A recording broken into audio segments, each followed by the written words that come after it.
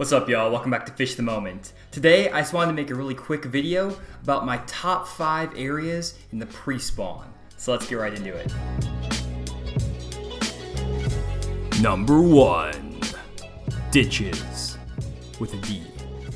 So first up, we have my favorite type of structure to fish in the pre-spawn, and that's a ditch. And for those of you who don't know what a ditch is, it's basically an old creek channel that winds into a flat. And here's an image of a lake when it's at full pool, and here's an image of the lake when it's drawn down 10 feet. And as you can see, there's a series of ditches that wind through this flat, and I'll highlight them right here. And again, it's just an old creek channel or a stretch of deeper water that runs into a piece of shallower water, which is this flat. And these bass will use these ditches as migration routes in the pre-spawn.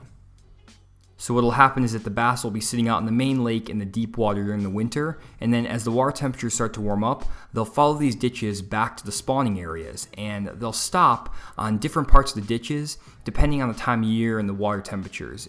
And normally I'll just follow these ditches from the main lake all the way back to the spawning flats, fishing baits like a lipless crankbait or a chatterbait, maybe a deep diving crankbait or even an Alabama rig, depending on how deep the water is. And ditches are really versatile because you can find bass in ditches that are 2 feet deep, and you can find bass in ditches that are 40 feet deep. And so here are a few examples of different ditches that I've caught fish in over the years in the pre-spawn. So this first one is on Sam Raymond Reservoir, and it's a deeper ditch that's in about 20 feet of water, and it cuts into a flat that's about 10 feet deep.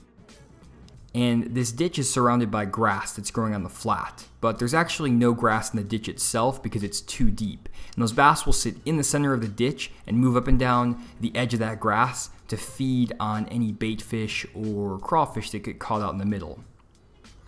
And here's another ditch that I've caught them on Sam Raymond Reservoir in the pre-spawn. And this is a little bit shallower ditch that's in the back of a creek. And the center of this ditch is only about 10 feet deep, and it's surrounded by 5 to 6 feet of water. And this is a lot better when the water temperatures are warmer, between 55 and 60 degrees.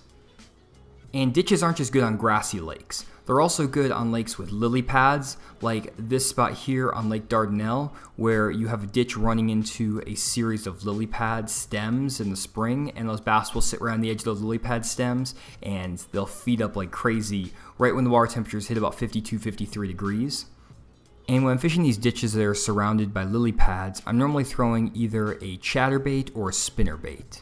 And here's another ditch that I like to fish on Lake Washita in Arkansas, and it's a lot deeper. The center of the ditch is in 30 feet of water, and there's standing timber all on the edges of this ditch that are in 10 to 15 feet of water, and I'll just fish the edge of that standing timber as it drops off into the ditch with a jig and an Alabama rig and catch a lot of big bass. And then this last ditch is on Cherokee Lake in Tennessee, which is a renowned smallmouth fishery, and the center of this ditch is in 50 to 60 feet of water, and it cuts into a shallow flat, and it runs up into an island, and the smallmouth will sit in the center of this ditch, chasing shad in 20 to 30 feet of water suspended over the center of that ditch, and they'll use this all pre-spawn before they move up to the bank to spawn. And for these deep ditches on your deep clear lakes like Cherokee, I normally fish an underspin with a swim bait or a Demiki rig and maybe even a drop shot. Number 2. High spots. My next favorite structure to look for in the pre-spawn are high spots. And here's an example of a high spot on the Navionics map. And you can find them by looking for areas on your map where the contour lines form a circle, and then there's a circular area where there are no contour lines. And this indicates that there is hard bottom in that area. And normally you'll have some rock or some shell or maybe even just some clay down there that those fish will hold on. And these high spots are great in the pre-spawn because normally they have a harder bottom which will hold heat, which is great if you have a cold front, and they're also elevated off the bottom, which make them great places for bass to ambush bait as they're feeding up before they spawn. And normally I'm going to be looking for these high spots on flats, like the one you see here. They're out in front of maybe major spawning pockets or spawning coves. And these high spots are going to be in anywhere from 3 feet of water down to 12 or 15 feet of water, depending on the water clarity and the type of lake you're fishing. And these high spots will hold bass on deep clear lakes, like the high spot I'm showing here that's in about 12 feet of water. And they'll also hold fish on shallow muddy lakes, as well as your Florida lakes or featureless lakes that are basically like a big bowl of grass. And here's an image of a high spot on the Harris chain of lakes, and they're a lot more subtle than the one I showed you earlier, but I'll highlight them here in red.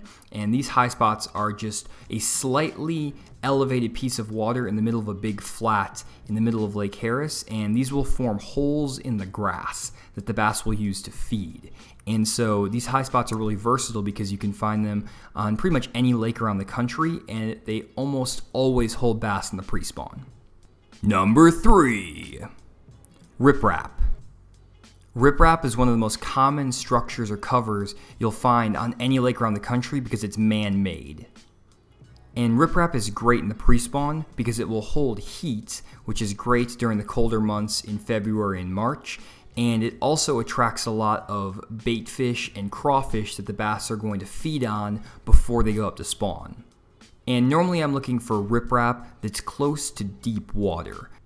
And it's even better if you find a stretch of riprap that has a creek channel swinging right up against it, so that you have 10 to 20 feet of water within a cast length of that riprap.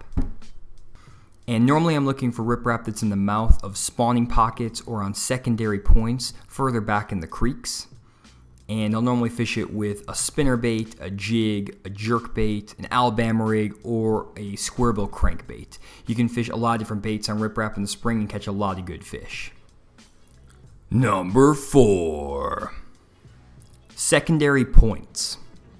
Secondary points are another great type of structure to fish during the pre-spawn. And a secondary point is a point that sticks out into a creek or a pocket and does not directly touch the main lake, like these points here. So you have a main lake point and then a secondary point. And secondary points are great in the pre-spawn because they serve as staging areas for bass. They're getting ready to spawn. So normally what will happen is that the bass will sit on these secondary points and feed on any baitfish or crawfish that move up on the point to feed, and they'll eat as much as they can on these secondary points once the water temperatures hit about 50 degrees, all the way up until the water temperatures hit 60 degrees and they start moving back into the pockets to spawn. And in general, I'm looking for secondary points that have some type of cover on them, whether that's rock, standing timber, a brush pile off the end of the point, or even just some grass that's on the bank. And the baits I use on secondary points varies depending on the type of lake I'm fishing, but in general, if I'm fishing a clear water lake, I'm going to be throwing an Alabama rig, a jerkbait, or a jig. And then if I'm fishing a dirtier water lake, I'll be fishing spinnerbaits, crankbaits, and again, maybe flipping a jig. Number 5, rock transitions. The final type of structure I look for in the pre-spawn is rock transitions. And rock transitions are not on every lake around the country, but you can find them on most lakes. And rock transitions are places where the rocks on the bank go from one type of rock to another type of rock. So to give you an example, here's a bank I like to fish on Beaver Lake, where the bank transitions from slate rock to chunk rock to pea gravel just in the matter of a couple hundred feet. And the reason rock transitions are good in the pre-spawn is because the bass will normally winter on the slate rock or bluff wall banks, and then as the water starts to warm up into the 50s, they'll transition down that bank towards the chunk rock and the pea gravel because they eventually want to be spawning in the backs of these pockets. And so you can find bass in all 3 stages just by fishing these transition banks. And then as far as the baits I throw on these transition banks, I'll normally throw a jerkbait and an Alabama rig when the fish are still on the steeper slate rock or bluff wall banks. And then as the water temperature starts to warm up into the low to mid 50s, I'll start fishing the chunk rock banks with a squarebill crankbait, maybe a flat side crankbait that dives 5 to 8 feet deep. I'll also throw a swing head or even a smaller finesse jig. And then as the bass transition to the pea gravel, when the water temperatures get above about 55 degrees, I'll be throwing a lot of square bills and spinner baits and even flipping down the bank with a tube or a creature bait. So guys, those were the top 5 areas I like to fish in the pre-spawn. And if you didn't understand some of the terminology I was using, especially when I was describing some of the structures, check out this video here. It's a complete guide to bass fishing structures, and I use Google Earth and contour line maps to explain what these structures are and how bass relate to them. And if you want a refresher on the pre-spawn period to give you a better idea of how bass act during the pre-spawn, check out this video here. It's a complete guide to the pre-spawn migration, and it's one of my best videos, so definitely check it out.